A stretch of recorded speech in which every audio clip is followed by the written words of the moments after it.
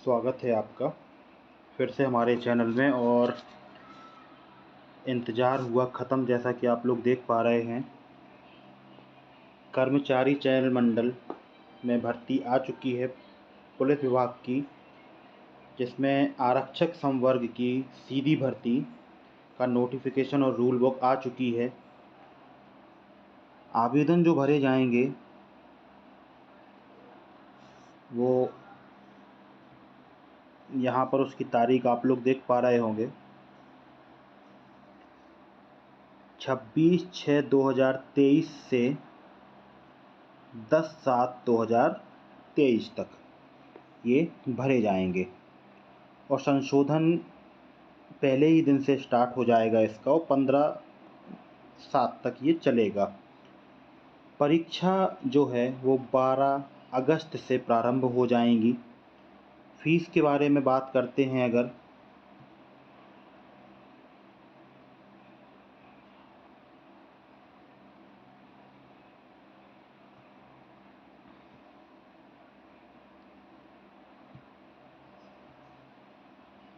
तो फीस यहाँ पर आप देख पा रहे होंगे। अनारक्षित यानी जनरल के लिए फ़ीस 500 रुपये है, और इसके अलावा फ़ीस 250 रुपये है। तो ये तो हो गई इसकी फ़ीस की बात। परीक्षा जो होगी 12 अगस्त से आरंभ होगी। 2 पाली में परीक्षा कराई जाएगी। पहली पाली 7:30 बजे से और दूसरी पाली 12:30 बजे से स्टार्ट होगी। अब इम्पोर्टेंट बातें कि आधार पंजीयन होना ज़रूरी है, वेरीफाई होना चाहिए आपके अंगूठों का निशान और ये सब चीज़ें, ठीक है।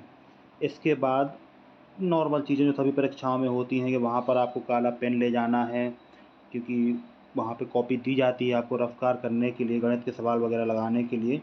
और आप हर तरह से एलिजिबल होने चाहिए परीक्षा देने के लिए।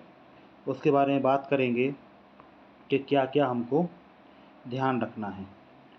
तो अब बात कर लेते हैं हम कितनी पोस्ट हैं।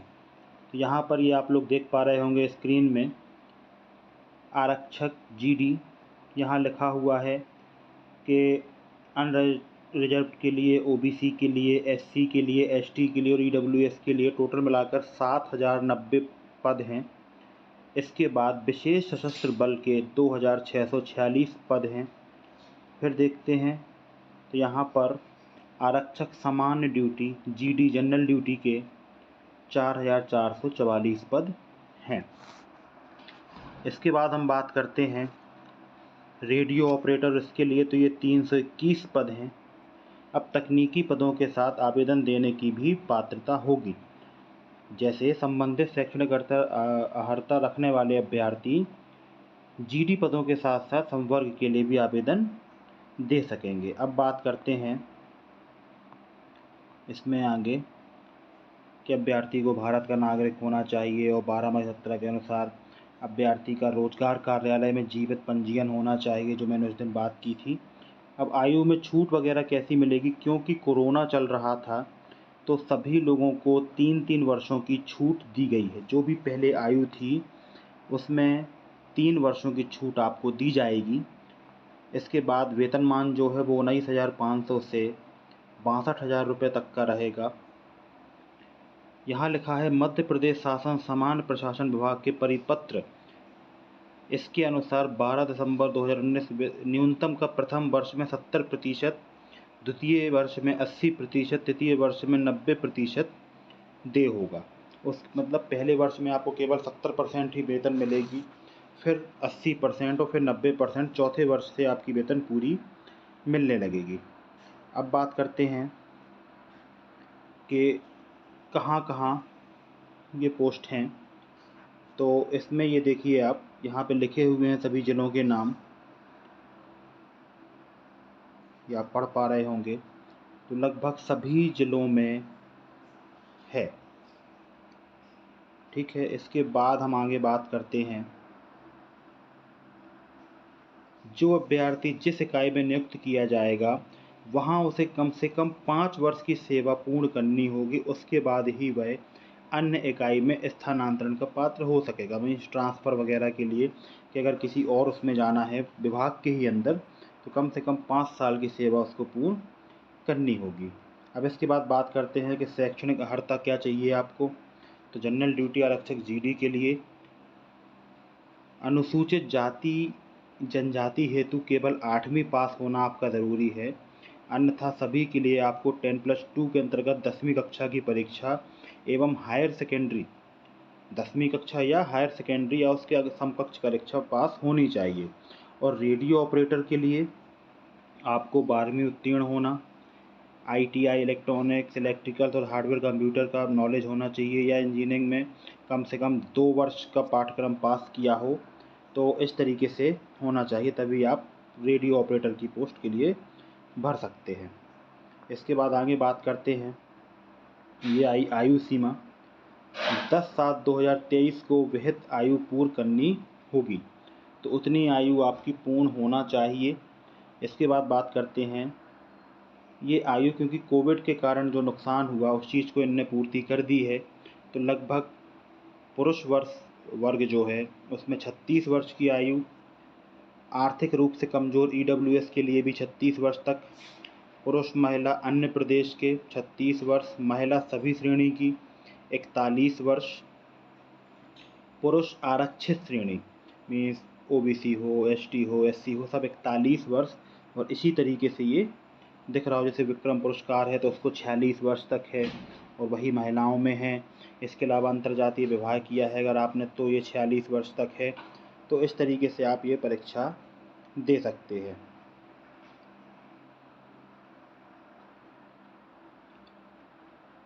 इसके बाद आगे बात करते हैं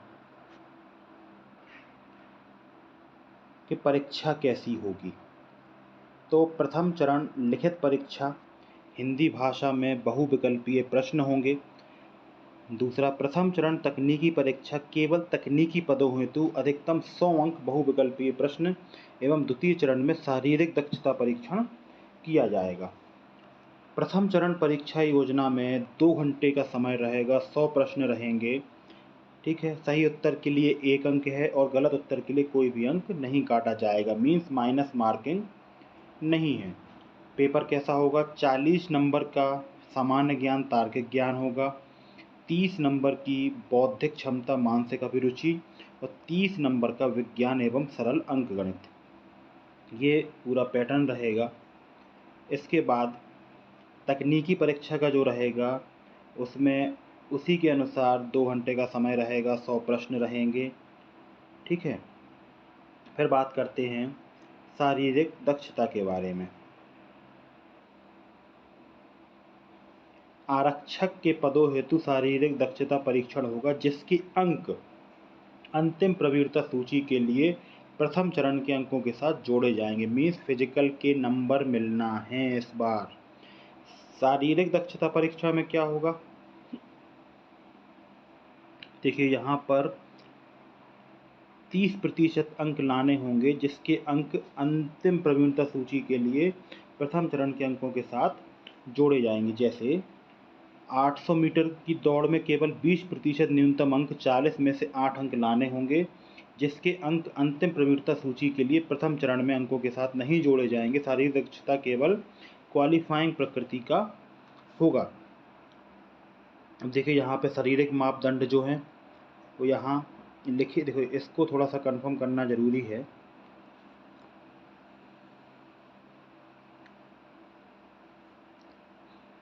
ये है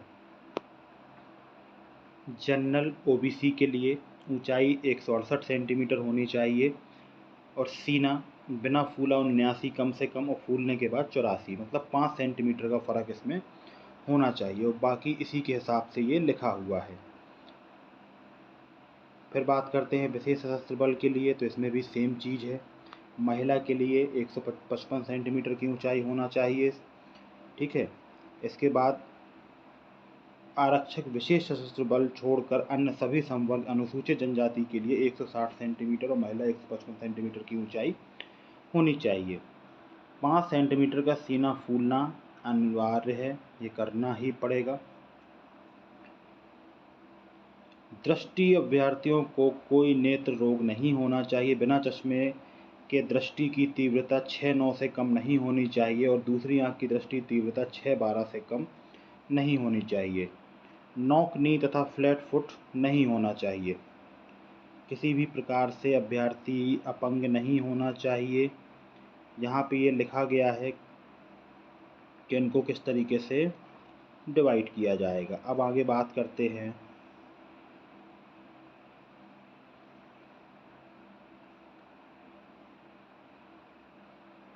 केवल काम की चीज़ों के बारे में ही हम लोग चर्चा कर रहे हैं यहाँ पर।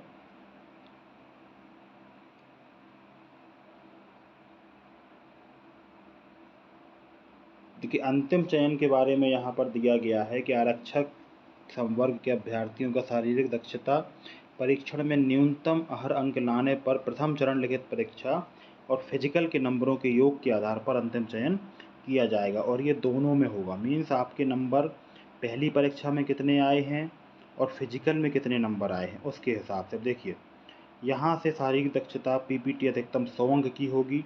पुरुषों के लिए गोला फेंक के गोले का वजन 7.26 किलोग्राम, महिलाओं के लिए 4 किलोग्राम का गोला होगा। 800 मीटर की दौड़ हेतु एक अवसर तथा लंबी कूद एवं गोला फेंक हेतु 3 अवसर प्रत्येक को प्रदान किए जाएंगे। अब इसमें बात करते हैं। देखिए, आरक्षक जीडी उम्मीदवारों के लिए शारीरिक दक्षता परीक्षा में प्रदान किए जाने वाले अंकों की तालिका ये है। 800 मीटर आपने कितने सेकंड में पूरी की उसके हिसाब से आपको नंबर दिए जाएंगे। ठीक है, 198 से ज़्यादा नंबर सेकंड लगे आपको तो 0 नंबर दिए जाएंगे। ठीक है, लंबी कूद 2.96 से कम है तो 0, 3.13 से कम है मीटर में तो गोला फेंक में भी आपको 0 मिलेगा। इसके हिसाब से आप जितनी, जैसे 21 नंबर दिए जाएंगे आपको तब जब आपने 158 सेकंड से अधिक और 160 सेकंड के बीच में अपनी दौड़ को कंप्लीट किया होगा।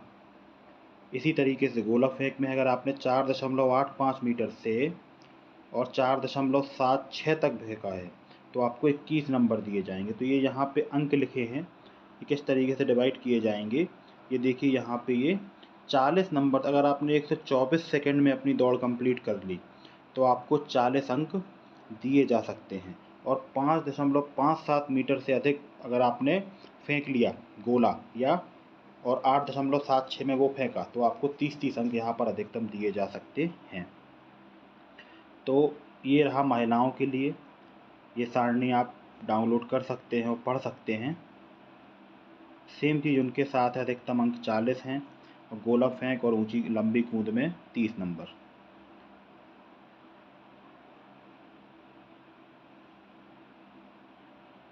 ये सेम चीज़ है, आप पूरे नोटिफिकेशन में पढ़ सकते हैं।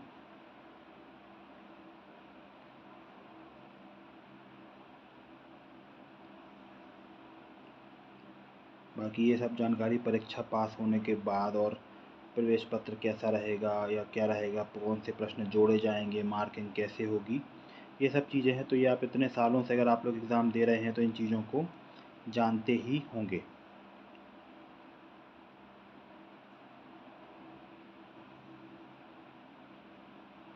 और इसमें